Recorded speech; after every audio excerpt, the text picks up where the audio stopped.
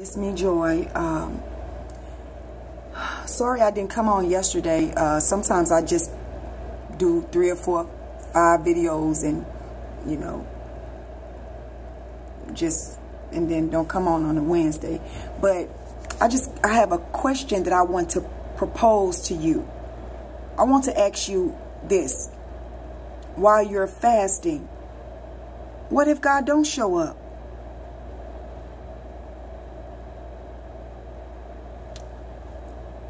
If God don't come in the time that your rent is due, if God don't come in the time frame that the doctors give you, if God don't show up while you're going through persecution, tribulation, troubles, if God don't answer your prayers, then what?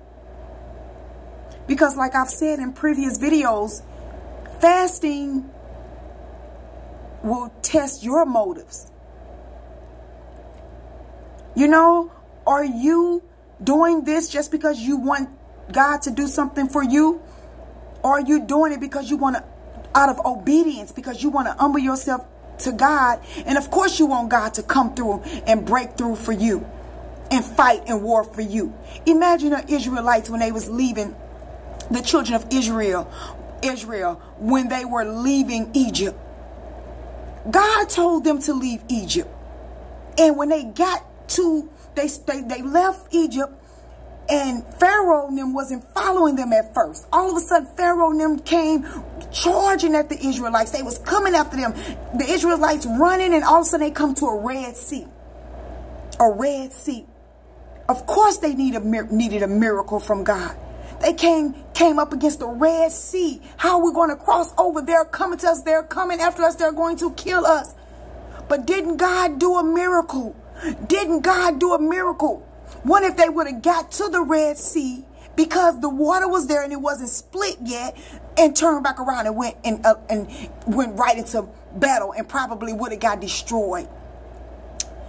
But no, because of the man of God, Moses, and Moses' faith and trust in God, they stayed there. And Moses, he held up that rod and that split that Red Sea. I tell you, listen to me. If you can hold on and trust God, he's going to shut the mouth of your enemies. If God don't show up the time frame or the date that you need him to show up, you got to keep believing him. You got to keep trusting that he is going to come through for you. Don't let your doubt, don't let the things that you see, don't let what people say or think about you, don't you let nothing stop you from trusting God and believing that he will show up and take care of you. So that question, if God don't show up while you're fasting, what you gonna do? I tried fasting, it didn't work. I went to church, it didn't work. I tried all that, it didn't work.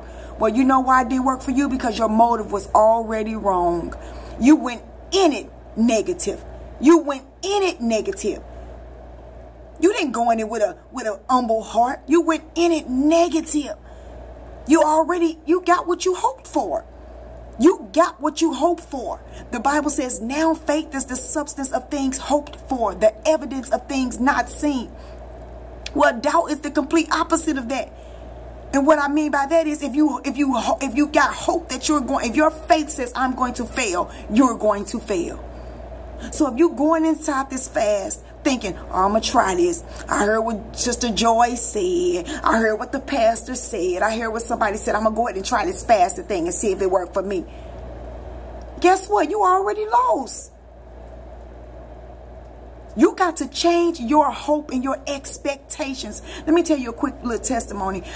When I first started my ministry back in about 2004, that's the year God started blessing us miraculously. That's the year he gave us our brand new house built from the ground, 4 rental properties, brand new cars. My ministry took off on the radio. I started writing my books. I was working on my music. And I have to say this, just like things are happening now. Things will take off. God will bless you. So I remember the Lord gave me a word for this one of my sister's friends. And the word that God gave me was she was going to Africa. She was going to get a job in Africa, and God was going to bless her. So that girl got that job in Africa. She was astonished. She got a job in Africa, and she paid her tithes to my ministry. She paid the tithes to me. And so, but this was before first I gave her the prophecy, and that was in a discussion. I wasn't expecting anything. I just gave her the word of the Lord that God had gave me to give to her. And so I went to see this lady. I guess she was a person that helped you with non-for-profit, setting up your non-for-profit. And so I went with her with this lady that I knew. And so she looked at me and she said, because see, when I do things for God, I'm not looking for anybody to do anything for me. I'm not on YouTube, Facebook looking for somebody to bless me. I'm not doing this for you to bless me. I'm doing this because this is what I do for Jesus. This is what God called me to do. So I never expected any money or anything to help me do the things that I need to do. I just trust God. So when I walked into the lady's office, this is what she said to me. She said, we started talking. And then she said, you know what your problem is? And I said, what? She said, you don't expect nothing. She said, you don't expect anything. You don't expect God to bless you. And I'm thinking to myself, and I had to admit it, I wasn't expecting God to bless my ministry. I wasn't expecting God to have people sow into my life or sow into my ministry. I just wasn't expecting that. And when I left there, I said, God, please forgive me. I want to expect, because I know you're amazing, God.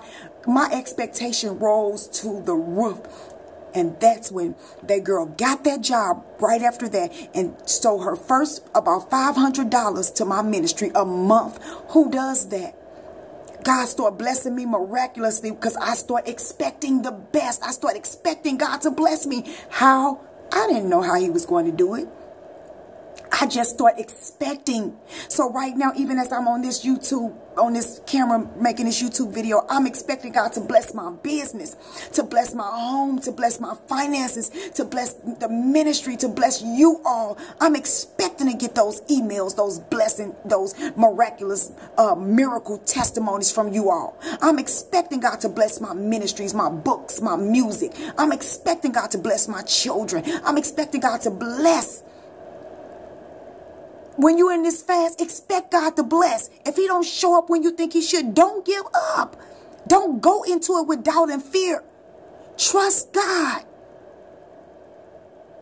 So I guess what I'll call this video, fasting and expectation.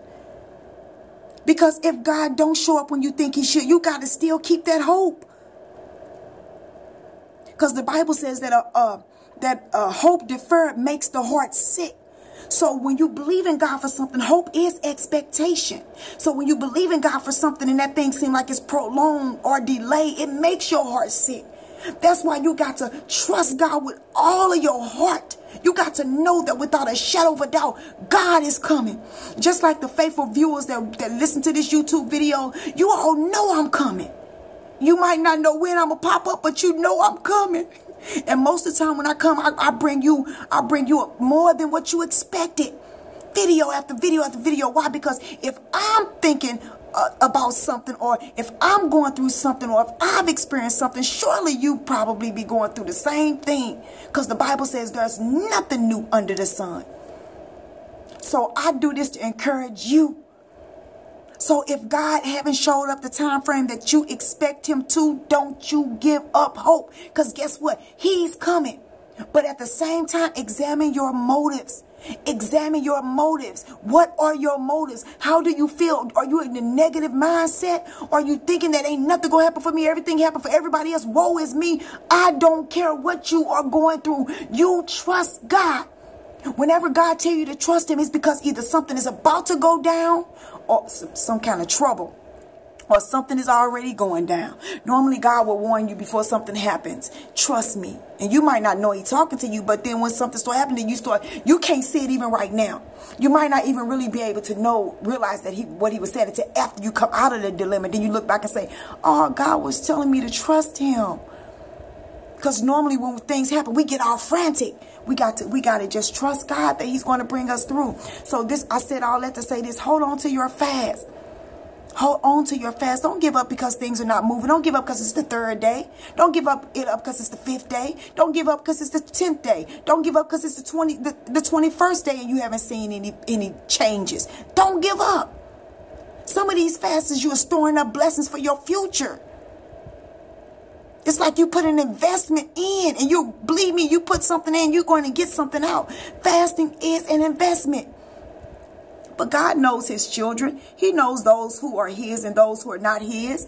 So we got to know that we belong to the Lord. So when that devil come and lie and try to bring lies and make us think that I failed, I messed up too many times, this ain't working for me. I don't care. If you fall, get back up. The Bible says, of course, we know a just man falls down 7 times and get right back up. Get back up.